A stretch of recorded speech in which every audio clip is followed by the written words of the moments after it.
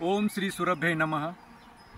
आज संपूर्ण जग आपण जर बघितलं तर गो आधारित शेती, जैविक शेती याकडे वळत आहे। पण आपण शेतकरी म्हणून काय तयारी केली पाहिजे, कशा प्रकारे आपण ही शेती केली पाहिजे, तर मी तर सर्वप्रथम हे सांगल की पूर्वतयारी, पूर्वनियोजन आणि वेळोवेळी प्रशिक्षण हे आपलं एक मूल सिद्धांत आपण करून घेतला पाहिजे जीवनामध्ये। का तर पूर्वतयारी, पूर्वनियोजन शिवाय आपण जैविक शेती करू शकत नाही।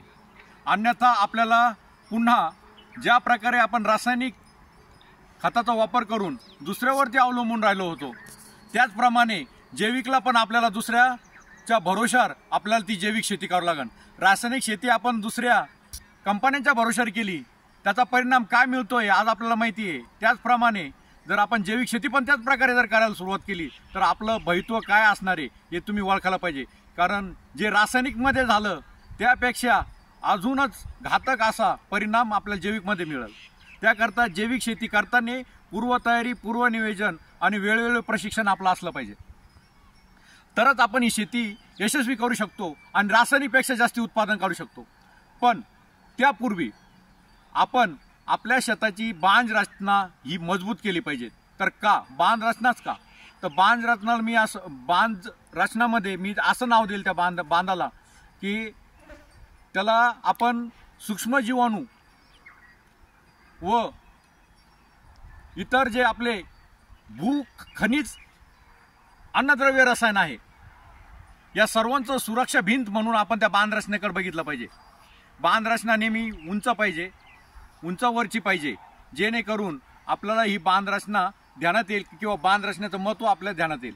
तसंच आपण जर बघितलं तर ही बांध रचना होती ज्यावेळेस आपण 20 वर्षापूर्वी जर बघितलं असेल किंवा तुम्ही 20 वर्षापेक्षा प्रत्येक 10-10 वर्ष मागे जा आणि आपल्या ज्या ज्या वनस्पत्या कमी कमी होत गेल्या मागच्या 30 ते 35 वर्षामध्ये त्या आपण एका डायरीवरती लिहून घेतल्या पाहिजे।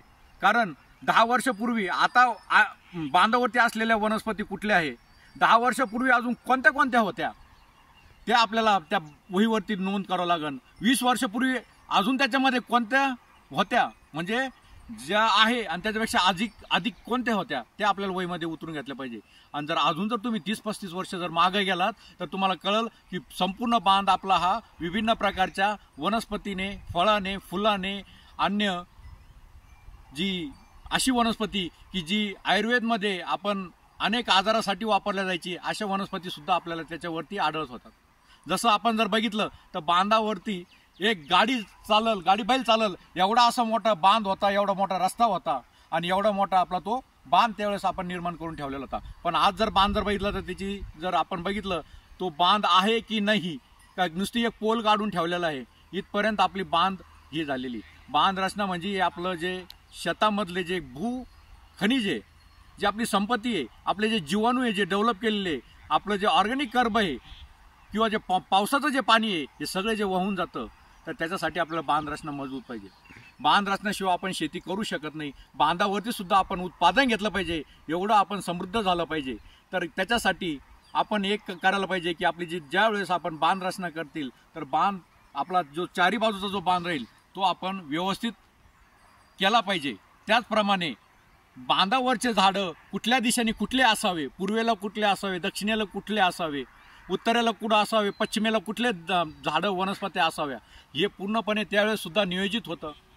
गावाकुसाला किंवा गावाच्या बाजूला कुठले कुठले झाडं आले पाहिजे, काटेरी झाडे कुठले होते, फुल झाडे कुठले होते, फळ झाडे कुठले होते, हे सगळं जे आहे हे पूर्ण एक तंत्र आपल्या शेतीच्या अवतीभोवती जे फिरत राहायचं आणि ते आपल्याला संपूर्णपणे शेती कशी आपल्याला व्हायरल, फंगल, बॅक्टेरियल, इन्सेक्टिसाईडपासून येणाऱ्या बुरशा असेल किंवा येणारे कीटक असतील, जे शत्रुकीड असतील त्यांच्यापासून कसं वाचवायचं हे सगळं एक नियोजन होतं। आपण जर बघितलं तर काटेरी झाडामध्ये साबर राहणार, सागरगोटा राहणार, केकतळ राहणार, बोरीचे झाडं राहणार, रामकाठ राहणार, गोडबाबू राहणार, अनेक प्रकारचे असे काटेरी झाडं त्यावेळेस आपल्याला बांधावरती होते। आज पण काही बांधावरती आपल्याला दिसतील, जे जुने शेत आहे, परंपरागत जे शेती करत आलेले आहे, आज पण त्यांच्या बांधावरती ते झाडं आपल्याला उपलब्ध दिसतील। त्याचप्रमाणे एका बाजूला जर गेला तर मेहंदीचे झाडं राहतील, सीताफळाचे झाडं राहतील, रामफळाचे झाडं राहतील, जांबाचं झाड राहील, कवठाचं झाड राहतील, चिंचाचं झाड राहील, उमराचं झाड राहील, पिपळाचं राहील, वडाचं राहील, पिपरीचं राहील,